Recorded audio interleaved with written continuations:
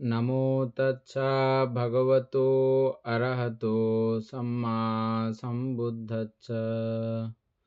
জগৎপূজ্য মহাকারণিক তথাগত সম্যক সম্বুদ্ধ শ্রীচরণে কৃতজ্ঞ প্রণাম নিবেদন করে প্রজ্ঞাপারমিতে অংশগ্রহণকারী সকল উপাসক উপাসিকাগণের নিরোগ দীর্ঘায়ু সুখী জীবন তথা জ্ঞান বিমণ্ডিত জীবন কামনায় শুরু করতে চলেছি আজকের বিভঙ্গ আলোচনা ক্লাস।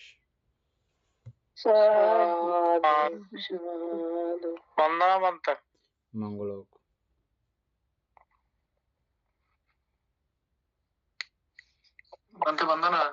মঙ্গলক মঙ্গলক। উপাসক শুরু করেন, আমরা কোথায় পর্যন্ত ছিলাম?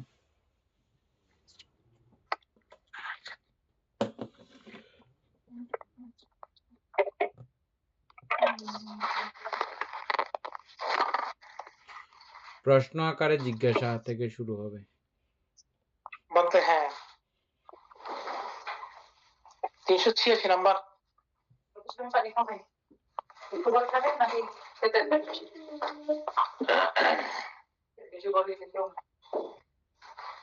চার প্রকার স্মৃতি উপস্থান।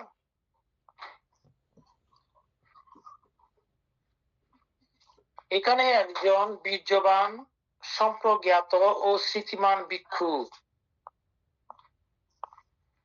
জগতে অবিদ্যা দোমনস্য দমিত করে কায়ে কায়ানুদর্শী হয়ে অবস্থান করেন।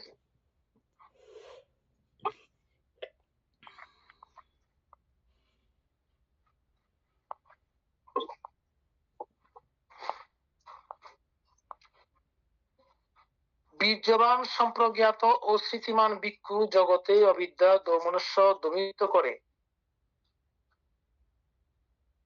বেদনায় বেদনাদর্শী হয়ে অবস্থান করেন। বীর্যবান সম্প্রজ্ঞাত ও স্মৃতিমান ভিক্ষু জগতে অবিদ্যা দোমনস্য দমিত করে চিত্তে চিত্তানুদর্শী অবস্থান করেন। বীর্যবান সম্প্রজ্ঞাত ও স্মৃতিমান ভিক্ষু জগতে অবিদ্যা দোমনস্য দমিত করে ধর্মে ধর্মানুদর্শী হয়ে অবস্থান করেন। এখানে কাঠটা টকটক আওয়াজ করতেছে।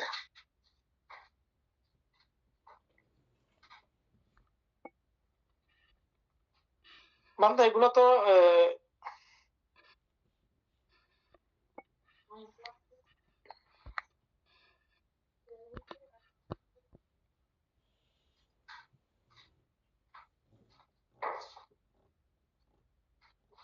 ঠিক আছে, তো এগুলো আমরা আগে থেকে জানছি তো। হ্যাঁ না কেউ তো আর না, প্রশ্ন উত্তর আকারে জিজ্ঞাসার কি ব্যাপার আসছে এখানে? কিছু তো আসে নাই। কিছু আসে নাই বলতে। তারপরে সাথে প্রশ্ন উত্তর বলতে এখানে হয়তো এগুলো জানা আছে কিনা এগুলো জানার জন্য প্রশ্ন, এরকম প্রশ্ন আর কিটা। আচ্ছা, হ্যাঁ, অর্থাৎ এগুলো তো এখানে আর বিস্তারিত তো আর দেয়া নাই। হ্যাঁ যত দিয়েছে বাকি বিষয়টা আমরা জানি কিনা সেটাই বলতে। বীর্যবান সম্প্রদায় সৃজন ভিক্ষু কিভাবে অবিদ্যুত মনুষ্যকে দমিত করে কায়ে চিত্তে বেদনায় ধর্মানুদর্শী অবস্থান করেন, এটা প্রশ্ন করছে কি চারি স্মৃতি প্রকাশ স্মৃতি উপস্থানের মাধ্যমে। আচ্ছা 27 চার প্রকার স্মৃতি উপস্থানের মধ্যে কত প্রকার পঙ্ক্তি কুশল, কত প্রকার পঙ্ক্তি অকুশল, কত প্রকার পঙ্ক্তি অব্যাকৃত, এগুলো আছে প্রশ্ন। হ্যাঁ ডেট ডট দিয়ে অবশিষ্ট তিক ও দুঃসময় অন্তর্ভুক্ত, কত প্রকার কোনটি স্মরণ, কত প্রকার অরণ, এটাই বলতে। আগে আমরা পড়ছিলাম মতোই। হ্যাঁ এগুলো তো আমরা বের করতে পারি নাই, আর বের করা অনেক জটিলতার ব্যাপার আছে। না সেখানে করা হয়নি যে বলতে পারা যাবে না এরকম না, এখন পারা যাবে। পারা যাবে, এখন অনেক সময়ের ব্যাপার। আর এটা এত বিশেষ যে গুরুত্ব, কারণ এগুলো এত প্রশ্ন উত্তর আমাদের কি দরকার, মূল জায়গাতে আমরা পড়ছি তো। হ্যাঁ বান্ধব সেটাই। তারপরে একত্রিত ত্রয়ী বা তিনটি করে বর্ণনা। সেম আগের বিষয়গুলো সব, এগুলো সব প্রশ্ন আকার উত্তর আকারে আবার ইয়া করা হবে। যে স্পেশাল নতুন কিছু আছে সুকুমার বাবু?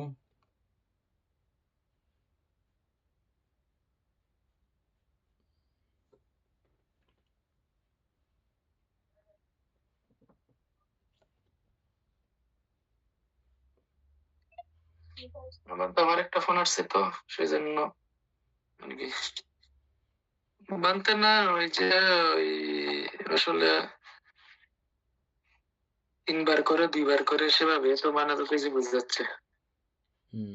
হ্যাঁ, সেটা আরকি আমরা ওই যেটা কিছুটা তাইলে আমরা প্রকাশিত অবস্থা ইয়াতে পর্যন্ত পৌঁছে যাই। প্রশ্ন উত্তর আকারে জিজ্ঞাসা এখানে সমাপ্ত। সম্যক প্রধান বিভঙ্গ, হ্যাঁ। ৮ নম্বরে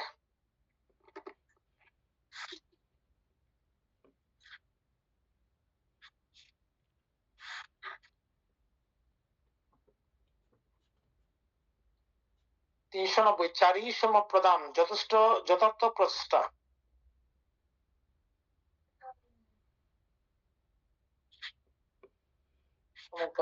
সূত্র অনুসারে বিভাজন, এটা সূত্র।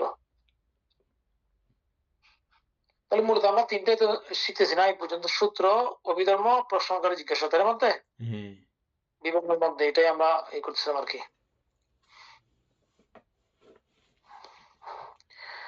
চারি সম্যক প্রদান যথার্থ প্রচেষ্টা। এখানে ভিক্ষু অনুৎপন্ন পাপ অকুশল ধর্ম সমূহের উৎপত্তি নিবারণের জন্য,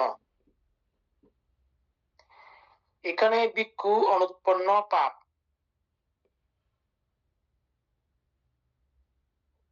অকুশল ধর্ম সমূহের উৎপত্তি নিবারণের জন্য বলবতী ছন্দ পোষণ করেন, প্রবল চেষ্টা করেন, মহা উদ্যোগ গ্রহণ করে তৎ বিষয়ে চিত্তকে উৎসাহিত করেন এবং কঠোর প্রচেষ্টা করেন।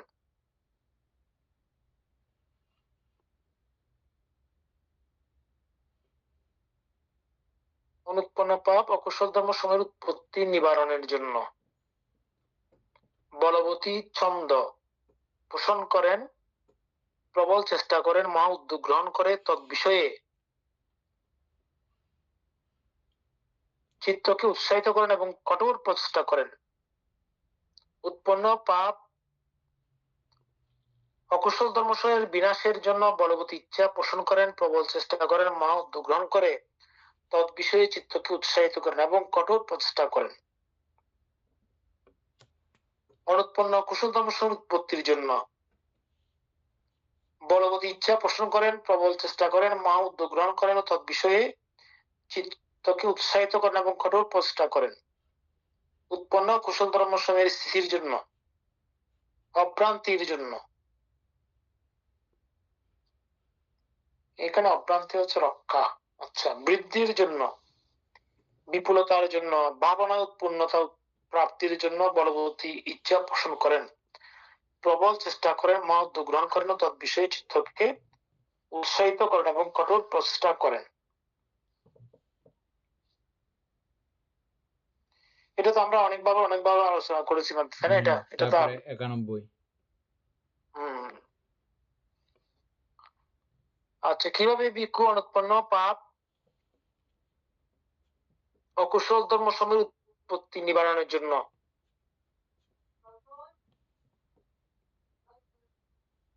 বলবতী ইচ্ছা পোষণ করেন, প্রবল চেষ্টা করেন, মহা উদ্যোগ গ্রহণ করে তৎ বিষয়ে চিত্তকে উৎসাহিত করেন এবং কঠোর প্রচেষ্টা করেন। তন্মধ্যে উৎপন্ন পাপ অকুশল ধর্ম সমূহ কিরূপ?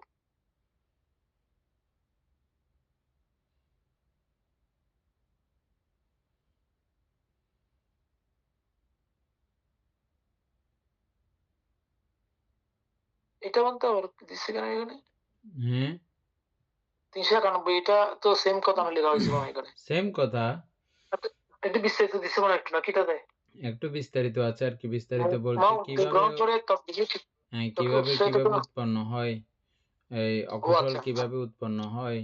অকুশলটা এমনি হাতে টেঙ্গে আঁটি আঁটি চলে আসে না, এটা উৎপন্ন হওয়ার পিছনে তো কিছু কারণ বিদ্যমান আছে। ওই কারণগুলো আমরা ইয়ার মধ্যে খুব ভালো করে পড়ছিলাম, ওই কোথায় এই অন্য জায়গার মধ্যে পাইলেও আপনারা খুব সন্তুষ্ট হয়েছেন যে পরিশিষ্টের মধ্যে, মহাপরিনির্বাণের পরিশিষ্টের মধ্যে।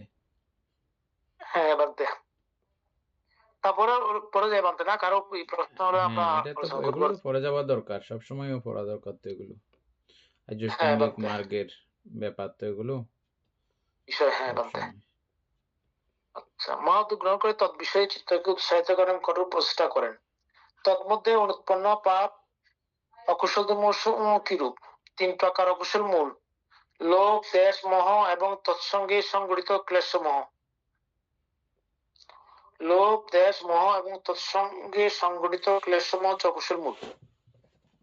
তৎসম্পৃক্ত বেদনা স্কন্ধ, সংজ্ঞা স্কন্ধ, সংস্কার স্কন্ধ, বিজ্ঞান স্কন্ধ। তৎসমুচিত কায়কর্ম, বাক্যকর্ম, মনোকর্ম, এগুলোকে অনুৎপন্ন পাপ অকুশল ধর্ম বলে।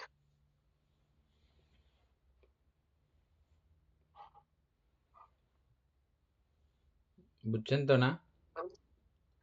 হ্যাঁ বন্ধু, কতগুলো বিষয় একসঙ্গে এগুলো উৎপন্ন হয়। অকুশল মূল, লোভ, দেশ, মোহ এবং এগুলো মূল তো, এগুলোর সঙ্গে এগুলো তো আর একলা একলা আসে না। যেমন লোভ বললেও লোভ কিন্তু একলা বিষয় না, লোভের সঙ্গে আমরা অনেকগুলো বিষয় আছে জড়িত। ওগুলো সবগুলোকেই ওই অকুশল ধর্ম বলা হয়। শুধু লোভকে যে এককভাবে বলা যাবে এরকম না, যাবতীয় সব বিষয়গুলোকে একসঙ্গে অকুশল ধর্ম বলা হয়। তার মধ্যে এখানে লোভটা উৎপন্ন হচ্ছে ওনার সাথে সহজাত জীব ধর্ম, ওগুলোও আছে সাথে। হ্যাঁ, ক্লেশমোর সাথে। তারপরে এগুলোর সঙ্গে তৎসম্পৃক্ত হলে বেদনা, সংজ্ঞা, সংস্কার, বিজ্ঞান, অবশ্যই নামের বিষয় পুরোটা থাকবে। তারপর হচ্ছে আবার কায়ের মধ্যে কায়কর্ম, বাক্যকর্ম, মনোকর্ম, এগুলো কোন উৎপন্ন পাপ অকুশল ধর্ম বলে। এভাবে এই উৎপন্ন পাপ অকুশল ধর্ম সময়ের উৎপত্তি নিবারণের জন্য তিনি বলবৎ ইচ্ছা পোষণ করেন এবং প্রবল চেষ্টা করে মহৎ উদ্যোগ গ্রহণ করে তৎ বিষয়ে চিত্তকে উৎসাহিত করেন এবং কঠোর প্রচেষ্টা করেন। এভাবে করলে তো আর আসার কথা না অকুশল মূল। 392 ইচ্ছা ছন্দ পোষণ করেন। ইচ্ছা পোষণ করেন বলতে বোঝায় তৎমধ্যে ইচ্ছা কিরূপ? যা আগ্রহ, ঔৎসুক্য, মানে অভিপ্রায়, চিকিৎসা করার ইচ্ছা, চিকিৎসা, কুশল, ধর্ম, ছন্দ, ইহাই ইচ্ছা। ধর্মছন্দ, ধর্ম পালনের ইচ্ছা। এই ইচ্ছা পোষণ করেন, উৎপন্ন করেন, উত্থান করেন, সমুত্থান করেন, জন্ম দেন, প্রকাশ করেন। তদ্হেতু ইচ্ছা পোষণ করেন বলা হয়।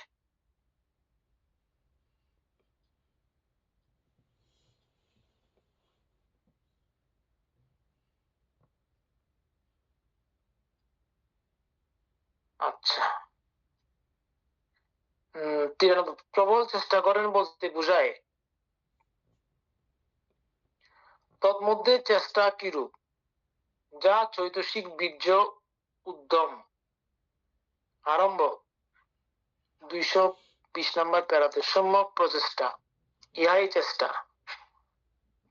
এই চেষ্টা দ্বারা তিনি ভূষিত, বিভূষিত, আগত, সমাগত, সিদ্ধ, সম্পন্ন ও সমন্বয়গত হন। তদ্হেতু প্রবল চেষ্টা করেন বলে কথিত হয়।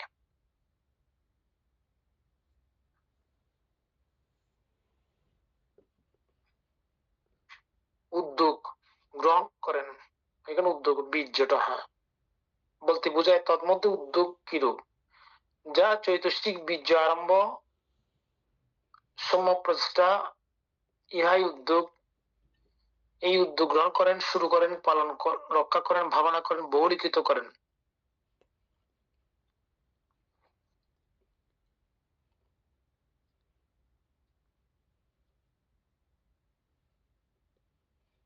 আচ্ছা, বাদ এভাবে আছে চিত্তকে উৎসাহিত করেন বলতে বোঝায় তন্মধ্যে চিত্ত কিরূপ? যা চিত্ত, মন, মানস সবগুলো একই রকম। আচ্ছা, করেন, একটা কাজ করেন, সুকুমার বাবু নর্মালি বলেন আমাদের এই চারি সম্যক প্রদান সম্পর্কে আমাদের তো আগে থেকে বিস্তারিত মোটামুটি জানা আছে। সবার জন্য একটু করে এগুলো করেন, পুরো বিষয়টা কিভাবে অকুশল বর্জন করা যায় আর যে অকুশল এখন উৎপন্ন হয় নাই সেটা কিভাবে অনুৎপন্ন করা যায়, এটা আপনার যেটা আইডিয়া অভিজ্ঞতা এই পুস্তকের আলোকে তথা আপনার জীবনযাপনের আলোকে এটা আপনি বলেন, আর উপাসক বলেন, তারপর আমরা এরপরের ফেরাতে চলে যাব। আরও কেউ ইচ্ছা করলে কারো এরকম অভিজ্ঞতা থাকলে বলতে পারেন। আমাদের পূর্বলব্ধ ইয়া থেকে এখানে নতুন কিছু তেমন একটা নাই বলে আমরা নেক্সটে যাব, সেজন্য।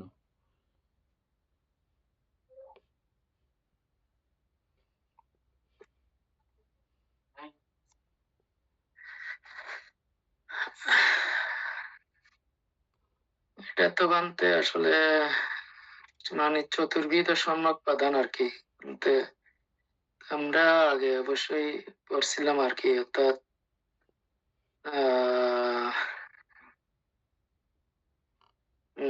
মানে অর্থাৎ সংবর প্রধান হিসেবে অর্থাৎ এই যে জানছিলাম মানে অনুৎপন্ন পাপের অনুৎপন্নাত্ম মানে যে ইন্দ্রিয়কে মানে আর কি শরীর মানে যে আমাদের অথবা শরীন্দ্রিয় দ্বারা মানে যে যে অকুশল গুলো মানে যে মানে উৎপন্ন মানে যে উৎপন্ন হবে সেগুলো মানে আর উৎপন্ন করবো না আর কি।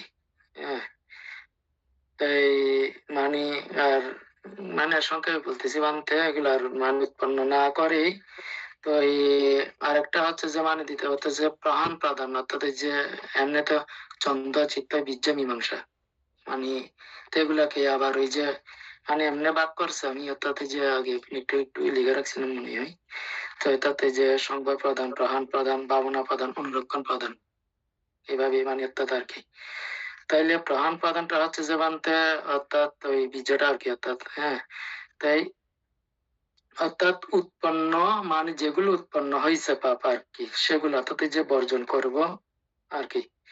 তো এই মানে অর্থাৎ যার উৎপাদন করব না এই যে পাপ গুলো, তাইলে মানে অর্থাৎ এই যে ভাবনা প্রধানটা অর্থাৎ অর্থাৎ চিত্তে চন্দ্র চিত্ত বীজ আর কি, অর্থাৎ ভাবনা প্রধান মানে এই অনুৎপন্ন কুশলের উৎপাদনের চেষ্টা, অর্থাৎ এই যে যে কুশল গুলা মানে তাদের যে উৎপন্ন হয় নাই আমাদের মানে সেগুলা মানে কিভাবে মানাতে যে আমরা আরো বাড়াবো, কিভাবে মানাতে যে তা সবগুলো মানাতে যে বানতে হাতে স্মরণের মাধ্যমে আমাদের অর্থাৎ এই যে মানে আছে সেগুলা আর কি মানে কিভাবে মানাতে যে আমরা বৃদ্ধি করবো আর কি কুশল গুলা। হ্যাঁ, তো এই মীমাংসা মীমাংসা মানিতে বানতে প্রজ্ঞা অর্থাৎ এই যেটাকে আমরা অনুরক্ষণ প্রধান হিসেবে মানাতে যে চিনছিলাম মানে আর কি বানতে, এই যে এটা হচ্ছে যে বানতে উৎপন্ন কুশল চিত্তের সংরক্ষণ। হ্যাঁ, অর্থাৎ মানে ওই আমার যে কুশল গুলো অর্থাৎ এই যে যে কুশল মানাতে যে উৎপন্ন হয়েছে সেগুলা কিভাবে মানাতে যে আমি সংরক্ষণ করব আর কি, সেগুলা সংরক্ষণ করে কিভাবে আমরা মানাতে যে এই মানে এই কি বলে মানাতে যে মানে আপ্রাণ চেষ্টা করবো আর কি, অর্থাৎ এই যে মানে নির্বাণের দিকে আমরা অগ্রসর হতে পারি বানতে, এভাবে মানাতে যে আমি বুঝি। ঠিক আছে, আর কেউ বলতে ইচ্ছে করলে বলেন, নাহলে উপাসক বলেন।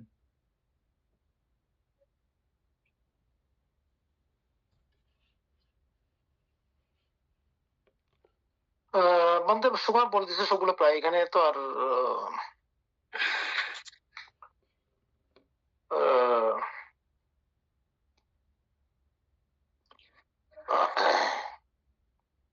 আমি সাথে কিছু যুক্ত করতেছি আর কি, যুক্ত না একই জিনিস অবশ্য আমার মতো করে একটু করে বলতেছি। এটা আসলে উদাহরণ সহ বলতে গেলে অনেক অনেক লম্বা বিস্তারিত হয়। তো এখানে চারি সম্যক প্রধান যে আমরা জ্যৈষ্ঠ মার্গের যে সম্যক প্রচেষ্টা যেটা আছে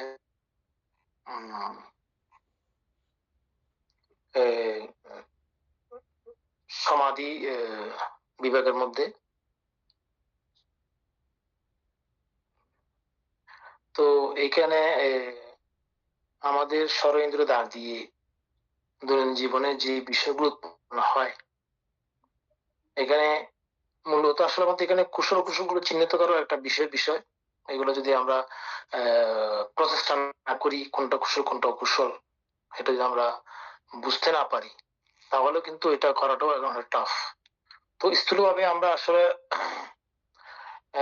যেগুলো সরাসরি বুঝতে পারি যে কোন একটা বিষয় আমার মধ্যে উৎপন্ন হলো, পারিজমের কোন লোভ উৎপন্ন হলো বিষয়ের প্রতি, ওইটা এগুলো আসলে ওই যেটা বলছিলাম প্রথমে, প্রসেস না করলে এটা লোভ সেটা আমি বুঝতে পারি না, কারণ এরা আমাদের দৈনন্দিন জীবনেরই আমাদের অংশ। এগুলা আমরা সবসময় এগুলো করে থাকি, কামছন্দের মধ্যে যেহেতু আমরা রমিত আছি। হ্যাঁ, তো এগুলো আমাদের মধ্যে উৎপন্ন হতেই পারে, হবেই, না হয় কোনো উপায় নেই, সবারই হয়, আমারও হয়। কিন্তু আমরা যদি এগুলো প্রচেষ্টা করি তাহলে এগুলো আমরা বুঝতে পারবো এবং আমরা এখান থেকে আস্তে আস্তে বিরত থাকতে পারবো আর কি। এগুলো আস্তে আস্তে আমরা স্টেপ বাই স্টেপ করতে করতে দেখবো যে গিয়ে এটা সহজ বুঝতে সম্ভব হবে, সূক্ষ্ম শুরু থেকে সূক্ষ্ম পর্যন্ত বোঝানো যাবে। তো এখানে মূলত বলতে এখানে চারি এর মধ্যে বলা হচ্ছে কি উৎপন্ন অকুশল। তাইলে কোনগুলো উৎপন্ন কুশল? এখানে অকুশল মূল বা কুশল মূল আমরা হেতু যেগুলো জানছিলাম, এখানে লোভ দেশ মোহ অলোপ দেশ মোহ। তো সুতরাং এখানে বলা হচ্ছে মূলত অকুশল মূলটাকেই বলা হচ্ছে। এখানে আমরা এগুলো পড়ছি, কুশল মূল আছে সাথে। তো এই লোভ দেশ মোহ গুলা উৎপন্ন হওয়ার পিছনে একটু আগে আমরা পড়ছিলাম একটু, এগুলা উৎপন্ন হওয়ার পিছনে যে বিষয়গুলো, এগুলো উৎপন্ন তো একাই হয় না। আর আমাদের এই নাম বা রূপের ক্ষেত্রেও প্রত্যেকটা জিনিস, কোনো জিনিসই একাকি উৎপন্ন হতে পারে না। তার মানে এখানে আত্ম সংজ্ঞা এখানে অবশ্যই প্রহীন হতে হবে, তা না হলে এটা হবে না। তো ওই ক্ষেত্রে দেখা যাচ্ছে অকুশল মূলগুলা যে উৎপন্ন হচ্ছে এটা বুঝতে পারলে তখন এটা যাতে উৎপন্ন না হয় ওই প্রচেষ্টা ধরে রাখা, ওই প্রচেষ্টা কন্টিনিউ রাখা, যেটা বীর্যের সহিত, মানে ওইটাকে আমাদেরকে ওইটা থেকে বিরত থাকা। আর যে অকুশলগুলা উৎপন্ন হয়নি বা হবে ওইরকম যদি কোনো কিছু মানে আমাদের সরেন্দার দিয়ে উৎপন্ন হয়, যদি আমরা এটা বুঝতে পারি তখন ওইটাকে উৎপন্ন হতে না দেওয়া মোটেও। অনুরূপ ভাবে কুশলের ক্ষেত্রে একই অবস্থা। কুশল মূলের মধ্যে আমরা যে কুশল কর্ম আমরা সবসময় করি বা যেটা আমাদের উৎপন্ন হয়নি, সেই কুশল কর্মগুলো আমাদেরকে দৈনন্দিন জীবনে সবসময় আমাদের উৎপন্ন করার প্রচেষ্টা করা। আর যেটা উৎপন্ন হয়েছে, যেটা আমরা করতেছি, ওইটাকে ধরে রাখা এবং ওটা সচেষ্ট থাকতে হবে। এটা বীর্যের সহিত, অধ্যবসায়ের সহিত করতে হবে যে আমরা কিভাবে আরো বাড়াতে পারি। আমি আজকে দান করলাম, আমি আজকে শিলকা করলাম, আমি ভাবনা করলাম, এগুলা প্রতিদিন আমাদের স্টেপ বাই স্টেপ যদি আমরা অভিবৃদ্ধি করতে পারি তখনই এটা সম্যক প্রদানটা পরিপূর্ণ আকারে যাবে। আমি আরো একটু বিষয় বিস্তারিত বলতে চাইছিলাম কিন্তু এটা অনেক লম্বা হয়েছে, সেখানে আমি বলতে চলে আসছি, ছোট করে ফেলছি বলতে। তো এভাবে হতে হবে আর কি, বলতে আমি এইভাবেই জিনিসটা বুঝার চেষ্টা করি বলতে আর কি। ঠিক আছে, খুব সুন্দর করে বলেছেন। শর্টকাট বললে এরকমই, আমরা সবাই অকুশল বা অকুশলের রেজাল্ট সবসময় খুব দুঃখদায়ক। আমরা এটা প্রত্যেকে হাতে নাতে পাচ্ছিও, কেউ আমরা কম পাচ্ছি না। তারপরেও অজ্ঞান অবিদ্যা আমাদেরকে ডেকে রাখে বলে আমরা আবার পুনরায়ও করতে যাই, আমাদের স্মৃতি সজাগতা থাকে না বলে। এই জন্য কাজ করার সময় আমরা যদি সজাগই থাকি যে এটা অকুশল, এটা দেখব, আর দেখলে এটার যে শাস্তি আছে, ভয়ঙ্করতা আছে, এটা দেখে শুনে বুঝে আমাদের চিত্ত আর ওদিকে করার, অকুশল করার জন্য সায় দেবে না। আর যেগুলো আছে সেগুলো ওইভাবে ধ্বংস হবে, এগুলোর প্রতি আগ্রহ নষ্ট হবে। আর যেগুলো উৎপন্ন হয় না সেগুলো আর হবেও না। তারপরে পুণ্যের পুরস্কার, পুণ্যের সুফল, পুণ্যের আনন্দ আমরা প্রত্যেকে জানি, ওটা দেখার মাধ্যমে পুণ্য সমৃদ্ধ করব এবং যেগুলো আছে এগুলোকে ক্রমান্বয়ে বাড়িয়ে ভাবিত বহুলীকৃত এবং শেষ প্রান্ত পর্যন্ত আমরা এই কুশল অবস্থাটাকে নিয়ে যাব। এটাই হচ্ছে যে চারি সম্যক প্রদান, এই প্রচেষ্টা অব্যাহত রাখা। আমরা খুব সুন্দর করে বুঝছি সবাই। তারপরে হচ্ছে যে অভিধর্ম অনুসারে বিভাজন, এখানে একটু করে পড়ে দেখেন নতুন করে কিছু আছে কিনা, নাহলে এর পরেরটাতে যাই। এটা তো বলতে সেমই থাকে প্রায়। 4 প্রকার সম্যক প্রধান। এখানে ভিক্ষু অনুৎপন্ন পাপ অকুশল ধর্মসমূহের উৎপত্তি নিবারণের জন্য বলবতী ইচ্ছা পোষণ করেন, প্রবল চেষ্টা করেন, মহা উদ্যোগ গ্রহণ করেন, চিত্তকে উৎসাহিত করেন এবং একই বানতে, হ্যাঁ সেটা বলছে একই। এর পরেরটাতে যান, প্রশ্ন উত্তর আকারেও আর পড়ার দরকার নাই।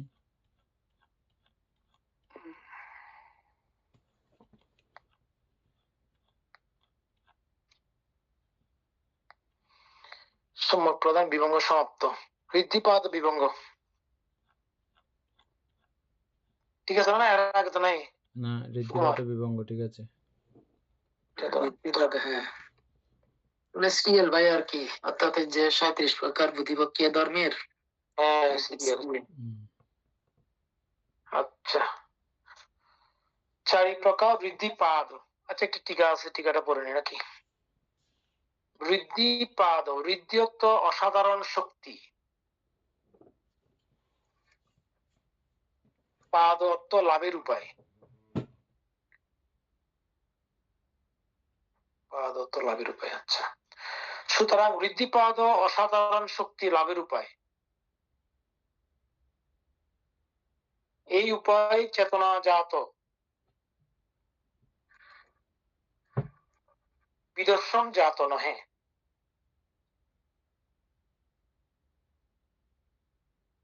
এবং ইহা চতুর্বিধ, ছন্দ, চিত্ত, বীর্য, মীমাংসা বা প্রজ্ঞা।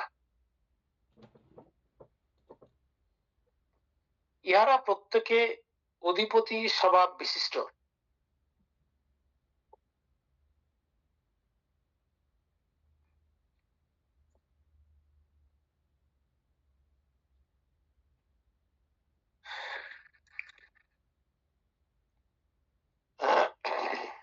মাত্র এটা বেকে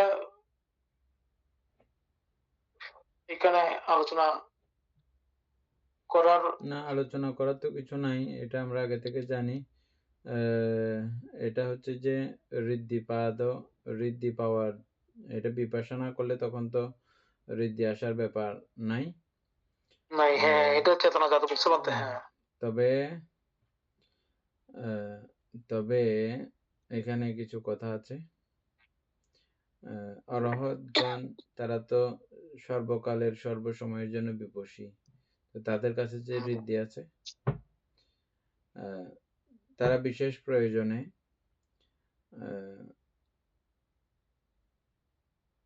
প্রয়োজনে ধর্ম স্বার্থে, ধর্মের প্রসারের স্বার্থে তথা এটা জন্মান্তরীণ কুশলতার ফলে অনেকের বেলায় এরকমও কিছু কিছু বইয়ের মধ্যে উল্লেখ আছে যে অটোমেটিক ভাবে তাদের এটা প্রাপ্ত হয়।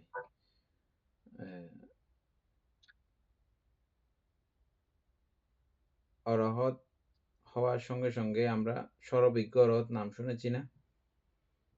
প্রতিসম্বিত অরহত নাম শুনেছি না? এগুলো অটোমেটিক ভাবে তাদের এই শক্তিটা আসে। এরপরের থেকে যখনই তারা ইচ্ছা করেন এটা উৎপন্ন করতে পারেন। তবে মহামতি ধর্মরাজ বুদ্ধের মতো এত দ্রুত কেউ উৎপন্ন করতে পারেন না, এবং এটা দেবতা ব্রহ্মারাও এটা এভাবে উৎপন্ন করতে পারেন না। খুব দ্রুত বলতে এত দ্রুত তিনি এই চিত্ত সমাধিস্থ করতে পারেন। মানে এটা উৎপন্ন করার জন্য আমরা খেয়াল করেছিলাম পঞ্চম ধ্যান, চতুর্থ ধ্যান, এর পরবর্তীতে এই বিষয়গুলো উৎপন্ন হয়। তিনি যাই হবে হোক, মুহূর্তের মধ্যে চতুর্থ ধ্যানের উপনীত হতে হয়, হয়ে তারপরে এই ঋদ্ধি তিনি করেন। এবং যারা অত্যন্ত দক্ষ হয়ে গেছেন এই ঋদ্ধিতে, তারা এটা রানিং অবস্থায়ও চিত্তকে ওই ধ্যান মানে এটা যতক্ষণ ঋদ্ধি রানিং থাকবে, ঋদ্ধি চলমান থাকবে, ততক্ষণ পর্যন্ত ওনাকে ওই চতুর্থ ধ্যানে অবস্থান করতে হয়। মানে চিত্ত এখানে অনেক কিছু হাঁটা করতেছে, চলা করতেছে বা কোথাও কোথাও চলে যাচ্ছে, কিন্তু ওই চিত্তের সমাধিস্থ অবস্থা এটার কিন্তু কোনো নড়াচড়া হবে না, এটা কিন্তু অটুট থাকে। এগুলো অটুট রেখে আবার এই সমস্ত কার্যক্রমাদি করা, এটা কোনো চারটিখানি কথা না। আসলে এক কথায় ওই দৃষ্টিকোণ থেকে এটা খুব অসাধারণ বটে। তবে লোকীয় কার্যক্রম, কেন লোকীয় কার্যক্রম? এটা হচ্ছে যে ব্রহ্মলোক এর আওতাধীন। আমাদের মনুষ্যলোকে হয়তো বর্তমানে আমরা দেখতেছি না, একসময় মানুষদের কাছেও এই রীতি থাকে এবং কিছু কিছু মানুষের কাছে এখনো তাদের কাছে একটু অতিমাত্রায় এই জাতীয় একটা ব্যাপার অনেক মানুষের কাছে থাকে। আমরা নর্মালি এমনি বিশ্বাস করতে কষ্ট হইলেও আপনারা অনেক কিছু বিষয় দেখবেন, অনেক অনেক বাচ্চাদের কাছে স্পেশাল কিছু জ্ঞান, অভিজ্ঞতা এগুলো থাকে, যেগুলো আর 10 বাচ্চার কাছে নাই। এরকম কিছু তফাৎ। এটা একসময় পৃথিবীর মানুষের কাছে সবার কাছেও ছিল ঋদ্ধি, আবার এখনো এমনও কিছু শোনা যায় যে তার কাছে অনেক যা অন্য সাধারণ মানুষের কাছে এই বিষয়গুলো নাই। এরকম অনেক কিছু পৃথিবীতে আমরা দেখতে পাই এবং এটা সাধনা দ্বারাও অর্জন করা যায়। তবে বিপাশনার বিষয় না। সেই 4টা কি? ছন্দ মানে কি? ছন্দ মানে কি? ইচ্ছা। তবে এই ইচ্ছা এবং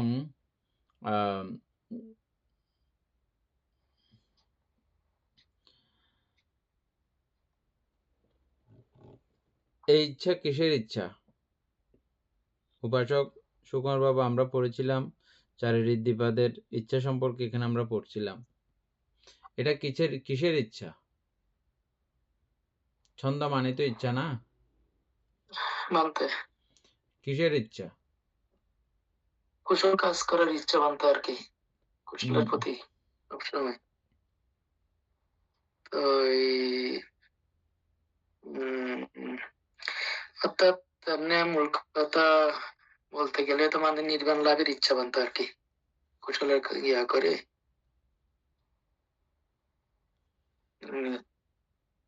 নির্বাণ লাভের উদ্দেশ্যে কে বুঝায় আর কি বানতে ইচ্ছাটা। নির্বাণ লাভের উদ্দেশ্যে ওই ছন্দ হইলে শুধুমাত্র যারা নির্বাণ লাভেচ্ছুক ব্যক্তি তাদের কাছেই ঋদ্ধি উৎপন্ন হইতো, বাকিদের কাছে উৎপন্ন হইতো না। আমরা দেখতেছি অন্যান্য ঋষিদের কাছেও এই ঋদ্ধি আছে। তারা নৈর্বাণিক কোনো ধর্ম তারা লাভ করে নাই। ঠিক আছে, বুঝছেন? তাইলে মানে একটা সংকল্প করে বিদায়িত ইচ্ছা, এই যে চন্দ্রটা অর্থাৎ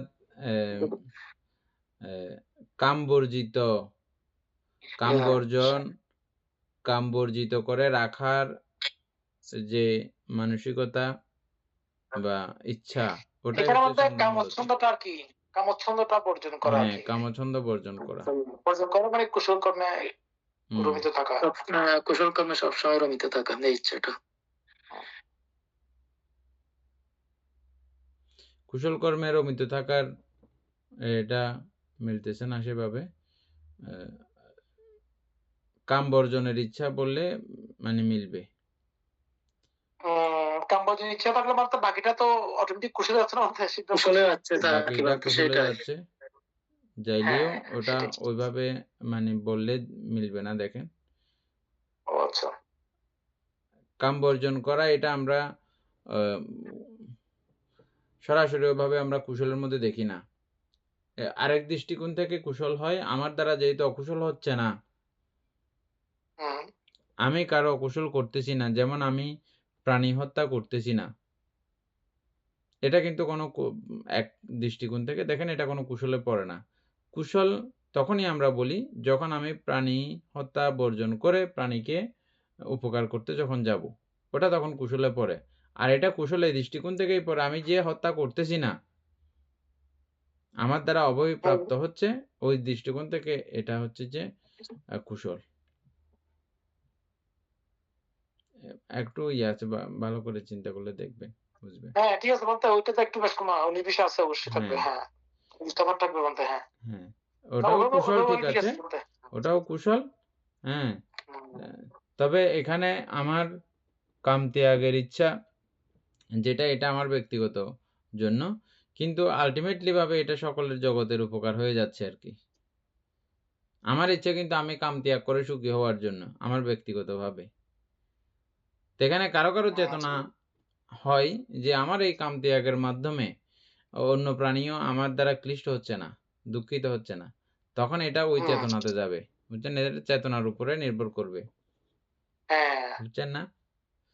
নর্মালি কোনো ব্যাপার না, আমি চর্চা করতেছি শুধু আমার জন্য।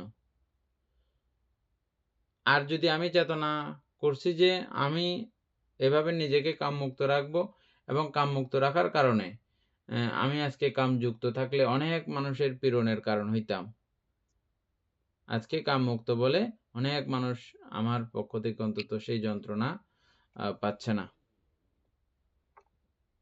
এভাবে যখন চিত্তকে ওই উপকারের দিকে যখন নিক্ষেপ করবে, তখন এটা স্পেশাল একটা পুণ্যকর্মের ব্যাপার আছে, পুণ্য হচ্ছে।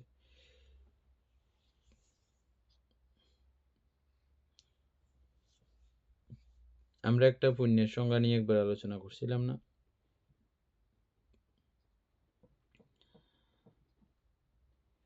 আচ্ছা, যাই হোক, তাহলে আমরা এটা জানলাম যে ছন্দের পরে চিত্ত। চিত্ত মানে কি? ছন্দের পরে চিত্ত নাকি বীর্য? না, চিত্ত। চিত্ত মানে কি? বলতে চিত্ত অনেক কিছু, এখানে চিত্ত, চিন্তন, মনন, এখানে জানন, বিজানন, এগুলো অনেক কিছু আছে। ঋদ্ধিপাত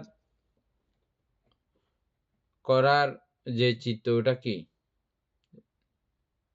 ও আচ্ছা, এটা যেমন মানসিক শক্তি আর কি একটা, না? চিত্ত মানে ওই নরমাল আমরা যে চিত্ত বসছি ওই চিত্তই, ঠিক আছে? হ্যাঁ, এখানে এই ঋদ্ধি উৎপন্ন করার মতো ক্ষমতা সম্পন্ন চিত্ত, ওরকম চিত্ত বানানোর কার্যক্রম, ওইটার মধ্যে অধিপতি করে করতে হয় আর কি। হ্যাঁ, চিত্তকে অধিপতি করলে তখন এই এখানে, হ্যাঁ সেটাই হবে এখানে। তারপরে বীর্য, নিচে তো লেখা আছে এরা প্রত্যেকে অধিপতি স্বভাব বিশিষ্ট, লেখা আছে বলতে। তারপরে বীর্য,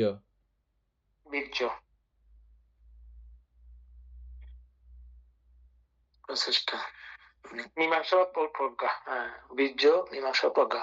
বীর্য এতক্ষণ আমরা কিছুক্ষণ আগে পড়ে আসছি যে, চারি সম্যক প্রধান, ওটাই বীর্য। তারপরে মীমাংসা, এটা এই এখানে প্রজ্ঞা দিয়ে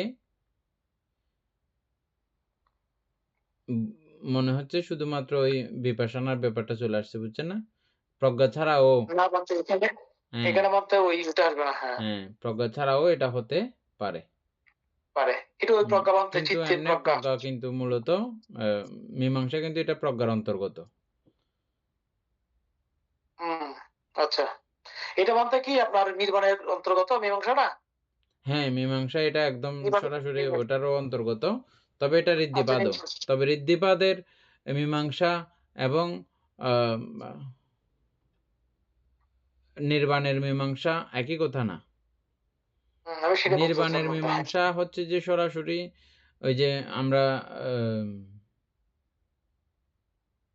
প্রত্যয় অনুসারে বিভাজন, চৈতসিক অনুসারে বিভাজন, এবং একেবারে ক্ষুদ্রাতি ক্ষুদ্র অনুসারে রূপের এবং নামের যে বিভাজন করার কার্যক্রম, এগুলো হচ্ছে যে মূলত মীমাংসা। তো এখানে এই মীমাংসা হচ্ছে যে আমাদের অকুশল, কিছুক্ষণ আগে যে একটা কথা বললাম, কেন আমি অকুশল করব না, এখানে একটা মীমাংসার ব্যাপার আছে না? আমি মীমাংসা করি না মনে মনে, মীমাংসা না এটা? বিচার আচার করতেছি না, ওটাই। ওগুলো বুঝে শুনে যখন আমি দেখবো এটা অকুশল বর্জন করার জন্য এগুলো যখন আমার কার্যক্রম চলে, বিচার আচার চলে, ওটাকেই এখানে মূলত মীমাংসা। ওই বিষয়ে আনন্দিত উৎফুল্ল হওয়ার মাধ্যমেও এই হৃদ উৎপন্ন করা যায়। তাহলে এই চারটা,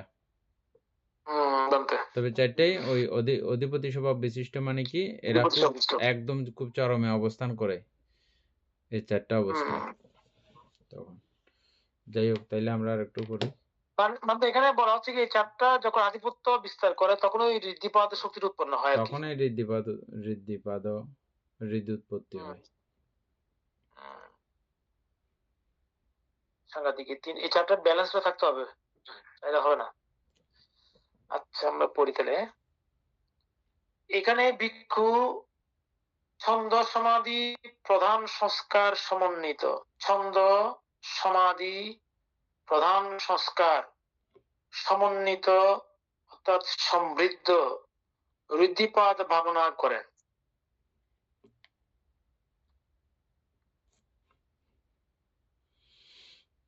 বীর্য সমাধি প্রধান সংস্কার সমন্বিত ঋদ্ধিপাদ ভাবনা করেন।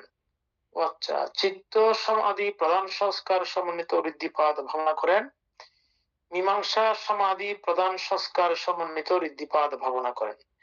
তাদের মধ্যে এখানে চারটাকে আলাদা আলাদা করে দেখাইছে।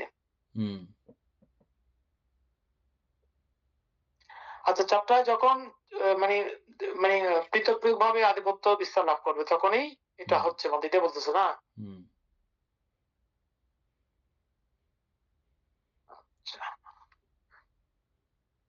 এইখানে আর তো ইয়া নেই,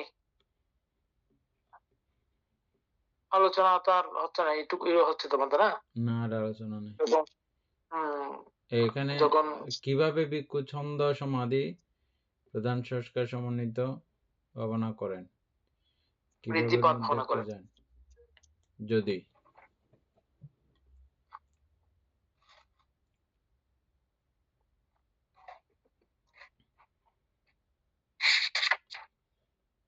বুঝিয়ে কি বছর পরে হয়তো যদি থেকে বলেন, যদি ভিক্ষু ছন্দকে অধিপতি করে সমাধি লাভ করে, যদি কোথায় এখানে, আচ্ছা এখানে ভিক্ষু ছন্দ সমাধি প্রধান সংস্কার সমন্বিত ঋদ্ধিপাদ ভাবনা করেন, এটা না, কিভাবে ভিক্ষু ছন্দ সমাধি 32 432 সরি হচ্ছে ছন্দ ঋদ্ধিপাদ। হ্যাঁ, কিভাবে ভিক্ষু ছন্দ সমাধি প্রধান সংস্কার সমন্বিত, আমাদের 2 নম্বর টিকা আছে, টিকাটা পড়ে নেবো। হ্যাঁ, পড়ে নেন।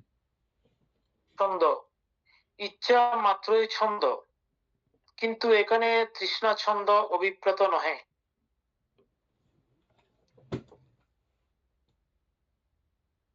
এটা হওয়ার কথা নয়। কর্তৃকাম্যতা ছন্দই এখানে উদ্দিষ্ট বিষয়। কর্তৃকাম্যতা ছন্দই এখানে উদ্দিষ্ট বিষয়।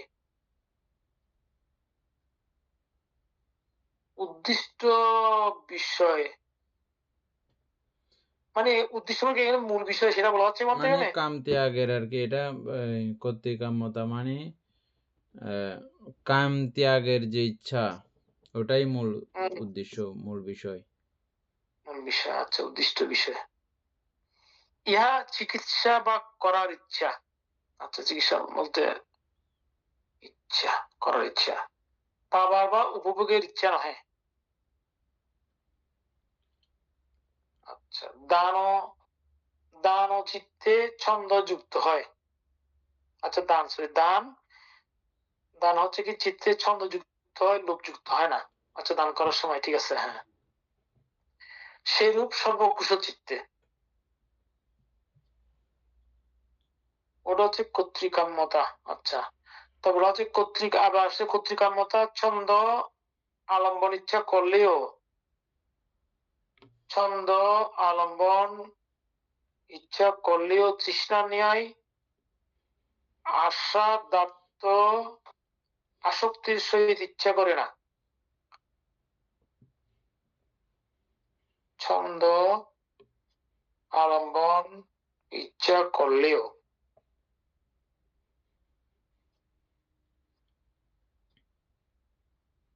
তৃষ্ণা ন্যায় আস্বাদার্থ আসক্তির সহিত। এটা কি আস্বাদার্থ আসক্তি মানে কি, মানে বুঝলাম না। অর্থাৎ এখানে আমাদের আলম্বন, এই আলম্বন তো লাগবে, অবশ্যই আলম্বন ছাড়া কিচ্ছু হবে না মানতে। হ্যাঁ, এই আলম্বনের প্রতিও হৃদ উৎপন্ন করারও একটা তৃষ্ণার ব্যাপার আছে না, বেশি ডেঞ্জারাস আছে কথাগুলো, বুঝছেন? হৃদিও এটা কিন্তু একটা কামনীয় বিষয়ের মতো, নিজের একটা গ্র্যাভিটি আছে এখানে, খুব একটা অহংকার ভাবের একটা ব্যাপার আছে না, আমি হৃদি উৎপন্ন করব।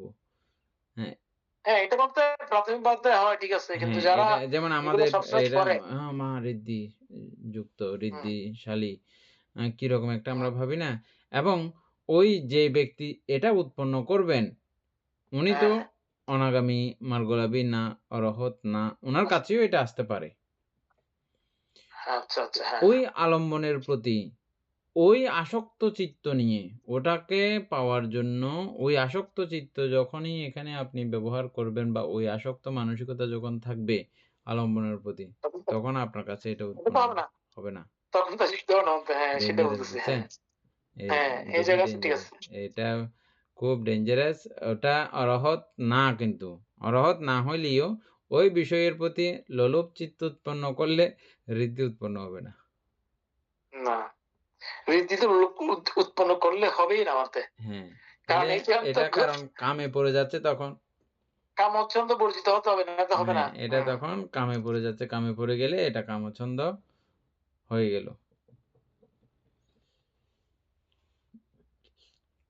বেশি জটিল আছে। হ্যাঁ, বলতে এই জন্য বদ্ধমূল তৃষ্ণা হতে বলবত্তর। তাহলে পুরো লাইনটা বুঝছেন না?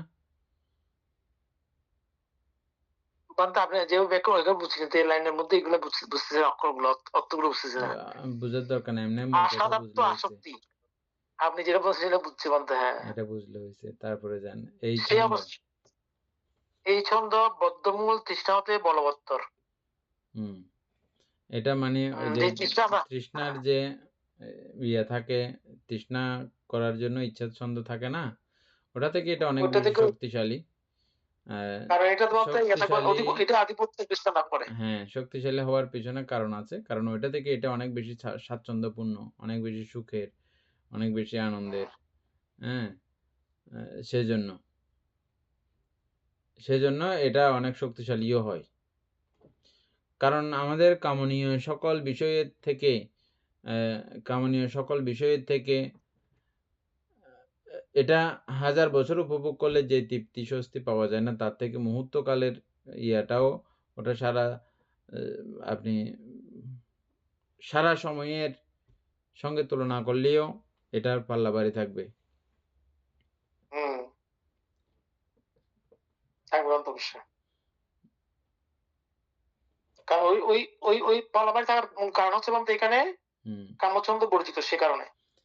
কারণ আপনাকে তো এখন মনে করেন যেটা সবচেয়ে একটা বেশি দামি একটা জিনিস দিল, আর একেবারে কম দামি একটা জিনিস দিল, আপনাকে বলছে যে দুইটাই আপনি নিতে পারেন, যেটা ইচ্ছা করেন সেটা। আপনাকে একটা 10 টাকার থলে দিল, আর একটা 10 কোটি টাকার থলে দিল, আপনি অবশ্যই 10 কোটি টাকারটাই নেবেন। 10 টাকারটা আপনি কি কোনোদিন নেবেন?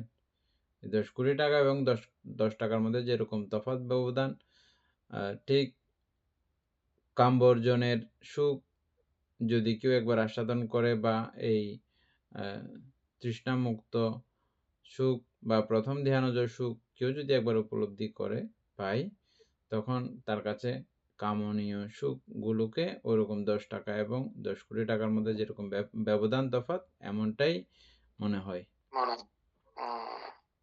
কিন্তু মোহকে চর্চা করলে, অবিদ্যার চর্চা করলে আবার এটা বাদ দিয়ে ওটাতেও পৌঁছে যায়। মান অহংকার যেমন উদাহরণস্বরূপ, এরকম অনেক ঋদ্ধি সম্পন্ন ব্যক্তি অনেককে আমরা দেখতে পাচ্ছি। বৌদ্ধ গল্পগুলো আমরা অনেক পড়েছি না?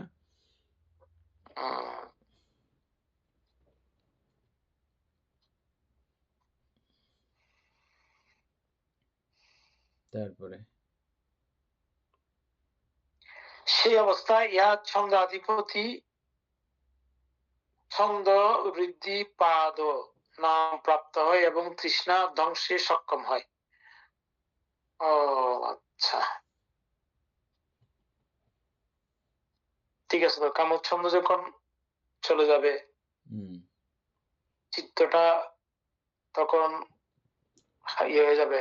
হ্যাঁ, এটা তো এমনি নর্মালি ঋদ্ধিপাদ হইলেও এটা সপ্ততিংশু বুদ্ধিপক্ষীয় ধর্মের অন্তর্গত। আর যখন আপনি সপ্ততিংশু বুদ্ধিপক্ষীয় ধর্মের অন্তর্গত অনুসারে যখন ব্যবহার করবেন, তখন কিন্তু সেটা বুদ্ধি লাভের কারণে এটা ব্যবহৃত হয়। হ্যাঁ, তো এমনি নর্মালি এটা ঋদ্ধিপাদ হইলেও এটা কিন্তু বুদ্ধি লাভের অঙ্গ। বুদ্ধিকে পক্ষপাতিত্ব করে এরকম ধর্ম বা বুদ্ধিপক্ষীয় ধর্ম না, বুদ্ধিকে পক্ষপাতিত্ব করে, সাপোর্ট করে, সমর্থন করে। তারপরে এরপরে আচ্ছা, কিভাবে ভিক্ষু ছন্দ সমাধি প্রধান সংস্কার সমন্বিত ঋদ্ধিপাদ ভাবনা করেন? যদি ভিক্ষু ছন্দকে অধিপতি করে সমাধি লাভ করেন। আচ্ছা, এখানে অধিপতি 3,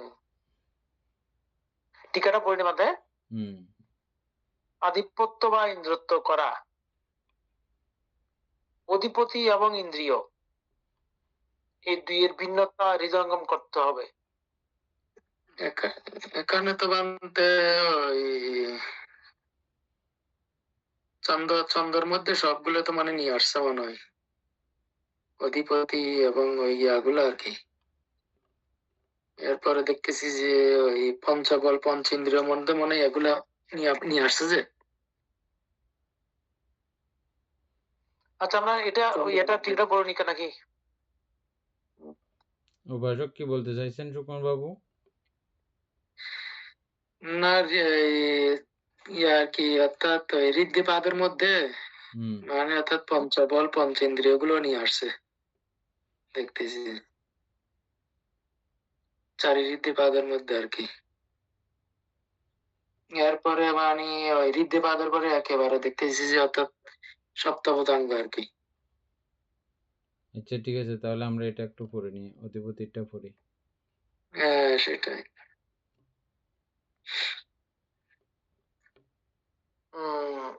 অধিপতি এবং ইন্দ্রিয় এই দুইয়ের ভিন্নতা হৃদয়ঙ্গম করতে হবে। অধিপতিকে রাজার সঙ্গে তুলনা করা যায়। তিনি রাজ্যের সর্বময় কর্তারূপে মন্ত্রীগণের উপর আধিপত্য করেন। ইন্দ্রিয়গুলোকে মন্ত্রীগণের সঙ্গে তুলনা করা হয়। তারা নিজেদের বিভাগীয় রাজকর্ম পরিচালনা করেন এবং অন্যের কাজকর্মে হস্তক্ষেপ করেন না। চক্ষু ইন্দ্রিয় কেবল সহ অবস্থানশীল রূপের উপর আধিপত্য করে, কিন্তু কর্ণেন্দ্রিয়ের আলম্বনের উপর আধিপত্য করে না। হ্যাঁ, ঠিক আছে। অধিপতির ক্ষেত্রে সে সকল প্রকার সহজাত চৈতসিকের উপর কোন প্রকার বাধাপ্রাপ্ত না হয়ে আধিপত্য করে।